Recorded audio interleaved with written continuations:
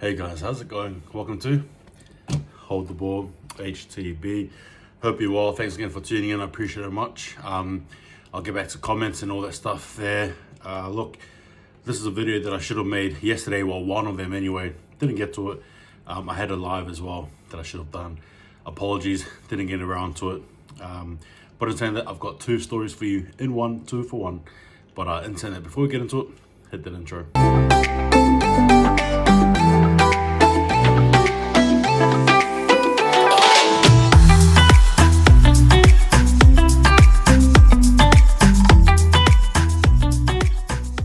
Guys, yes, that's right. A lot has happened for the Warriors in the last 24 hours.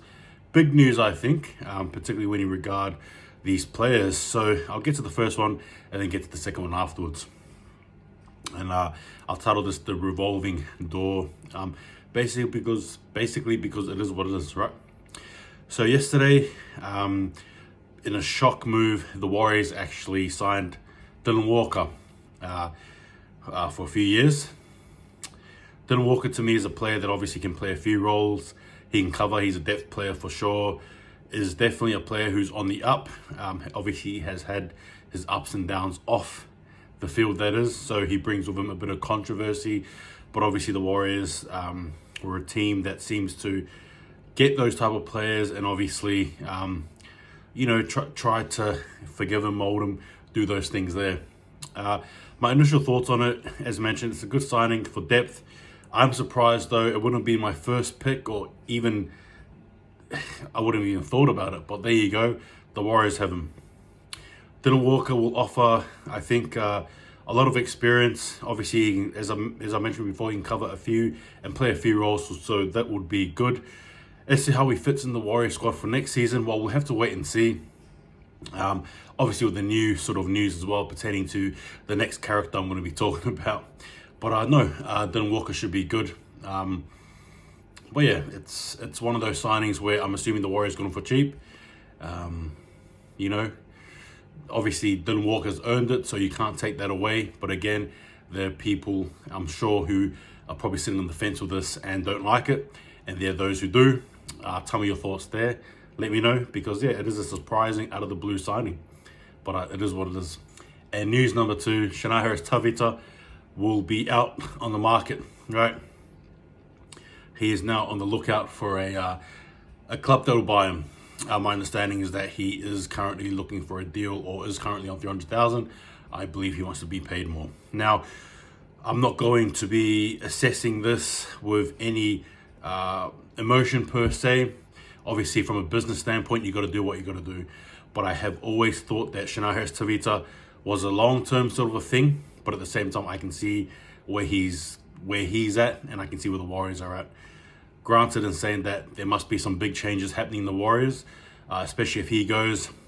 There's obviously no noise regarding Nikorima as well. So again, you're just gonna have to wait and see. But particularly with Harris-Tavita, that opens up a lot of room for things to happen. Now with Tavita, I'm not too sure if it was a money thing, if it was a problem thing, was a form thing. I'm not too sure, but again, with all these things, you just got to take it for what it is. Harris-Tavita again will play his last season here, and we'll just have to wait and see. Does that mean that the Warriors have him planned for this season to do much? I'm not too sure, but it is a big out. Particularly when you think about the fact that we've tried to mold him. You can argue and say things haven't panned out. So again, this is his last year. Ironically, I wouldn't be surprised if he gave us his best sort of form this year. Obviously looking for a contract, but yeah, it is what it is. Could you say it's a done deal and both parties are parted way? Yeah, most likely. In saying that, again, the revolving door at the Warriors keeps on revolving. It is what it is. But tell me what your thoughts are. And again, my apologies. And just a quick FYI, this Saturday is going to be a 9-hour stream with all different YouTube rugby league YouTube content creators who are going to be coming in to chip in for two of our content creators who have been affected by the floods over in Lismore. That's the Forever Broncos, as well as Nick from Australia. and also those who have been affected in general. So the money that we'll be donating will be going towards those great causes there. And obviously, again, we got to remember that during the sensitive time, it's been unfortunate that things have changed. A lot of people's lives have been changed forever since this flood. So again, it's about supporting, getting together, but tune in, stay in, and I'll be part of that upcoming stream. Looking forward to having you guys there. But yeah, as I said, tell me your thoughts again regarding Dylan Walker coming in next year, Shana Harris-Tavita leaving next year. Again, that revolving door at the Warriors, it never stops spinning. But there's one thing that's always guaranteed. We'll be here, I'll be here, making content on the go. But in saying that, I hope you guys are well. Take it easy. See you guys next time. And just remember, hold the ball.